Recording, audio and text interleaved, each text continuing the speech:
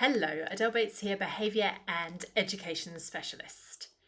Have you, as a school leader or a teacher or teaching staff, support staff, have you tried any of these things to try and get behaviour to be more consistent?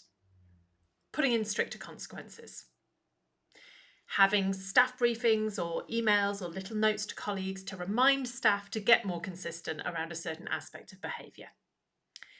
Rhymes with acronyms to help everyone remember, motivational and reminder assemblies, or maybe just taking the sandpit away, taking away whatever is causing the havoc. Have you tried any of these things and yet you're still looking for consistent positive behaviour in your schools? To create or maintain these responses, these kind of responses that we've all done, hands up, I've definitely done it, but they will only ever bring a whack-a-mole effect, firefighting each incident as it comes along with no long sustainable approach.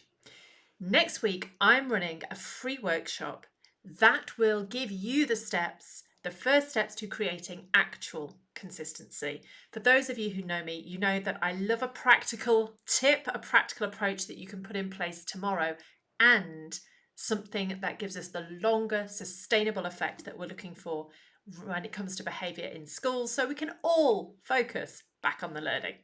So if you want to come along and find out these first steps, jump in, come to the workshop and let your friends know. It's next week, 6 p.m. GMT, 24th of October, and it's free and it's online. The link will be around somewhere.